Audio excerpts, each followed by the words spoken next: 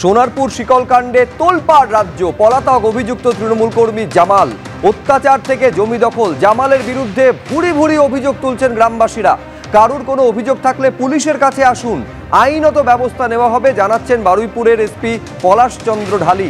শিকলকাণ্ডে জামালের বিরুদ্ধে 11 তারিখ অভিযোগ দায়ের হয়েছে, কিন্তু এখনো পর্যন্ত জামাল সর্দারের বিরুদ্ধে একটি অভিযোগ জমা পড়েছে। যথোপযুক্ত ধারায় মামলা রুজু হয়েছে বলে পুলিশ সূত্রে খবর।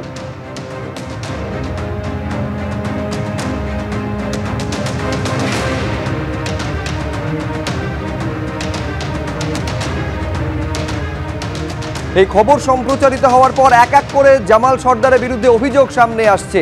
অত্যাচারের আরো ফিরিস্তি খুলতে শুরু করেছেন এই এলাকার গ্রামবাসীরা। মুখ খুলছেন একের পর এক তারা। এবার দম্পতিকে শিকল দিয়ে মারধরের অভিযোগ সামনে এলো।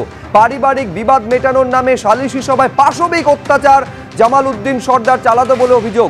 স্বামীকে চেন দিয়ে বেঁধে উল্টো করে ঝুলিয়ে বেধড়ক পেটানোর অভিযোগ করছেন তার স্ত্রী।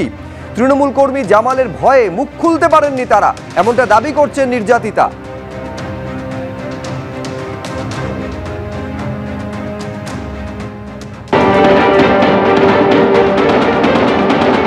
দেখতে পাচ্ছেন সেই ছবি, কার্যত অট্টালিকা।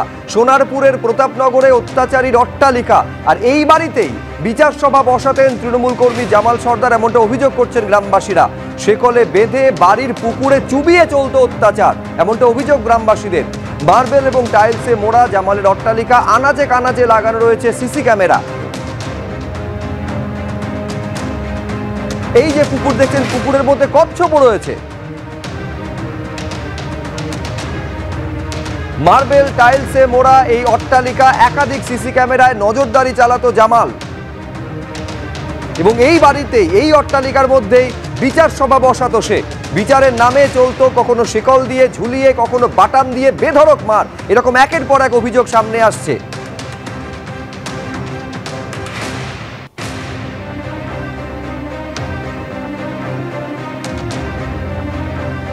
সুবিশাল অট্টালিকা, প্রায় 1 বিঘার মতো বা তারও বেশি হতে পারে জায়গা জুড়ে অট্টালিকা তৈরি হয়েছে। এখন প্রশ্ন হচ্ছে, জামাল সর্দার এই বিপুল পরিমাণে অট্টালিকা বানালো কিভাবে? আয়ের উৎস কি? এই বিপুল খরচ তার কাছ থেকে এলো কিভাবে?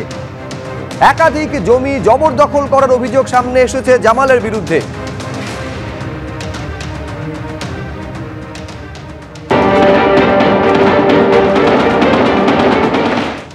সোনারপুর থানা এলাকার প্রতাপনগরের উত্তর সাঙ্গুর গ্রামে আমরা রয়েছি।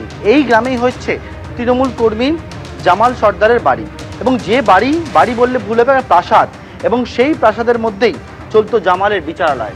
বাড়ির যে গেট, সেই গেটে রয়েছে 5খানা সিসি ক্যামেরা মোড়া, এবং বাড়ির চারপাশে সিসি ক্যামেরা মোড়া অবস্থা রয়েছে। এবং এই যে বাড়ির ভেতরে দেখতে পাচ্ছি বিভিন্ন জায়গায় ছোট ছোট শেড করা রয়েছে টিনের। এই শেডের মধ্যে কিন্তু জামাল সর্দার তার বিচারালয় বসাতো বলে অভিযোগ। সেখানেই একেবারে চেন দিয়ে বাঁধা হতো, বেঁধে মারধর করা হতো। শুধু তেমনটাই নয়, বাড়ির সামনে একটা ছোট পুকুর দেখতে পাওয়া যাচ্ছে, যেখানে কালো জল। অনেকেই বলছেন এই কালো জলের মধ্যে অনেককে চোবানো পর্যন্ত হতো, যেখানে দেখা যাচ্ছে মাছ, আজ কচ্ছপ ঘুরে বেড়াচ্ছে। বাড়ির ভেতরে রয়েছে বেশ কিছু গাড়ি, এবং বাড়ির চারপাশে একেবারে সিসি ক্যামেরা মোড়া রয়েছে সমস্ত জায়গায়। জামাল সর্দার, যিনি গোটা ঘটনা ঘটাবার পর কিন্তু যেটা অভিযোগ যে তার বিরুদ্ধে শুধুমাত্র সালিশির নাম করে ডেকে এনে মারধর, তেমনটা কিন্তু নয়। তার বিরুদ্ধে অভিযোগ রয়েছে বিভিন্ন লোকের থেকে জমি কেড়ে নেওয়ার পর্যন্ত অভিযোগ রয়েছে। জামালের খোঁজ ইতিমধ্যে পুলিশ শুরু করেছে, কিন্তু ঘটনার পর থেকে বেপাত্তা জামাল। জামাল শুধু একা নয়, জামাল একটা গোটা টিম নিয়ে কাজ করতো, সেই টিমেরও খোঁজ করছে সোনারপুর থানা তদন্তকারী আধিকারিকরা। ক্যামেরায় উজ্জ্বল ঘোষের সঙ্গে রঞ্জিত হালদার ও পার্থপ্রতিম ঘোষ, এবিপি আনন্দ, দক্ষিণ 24 পরগনা।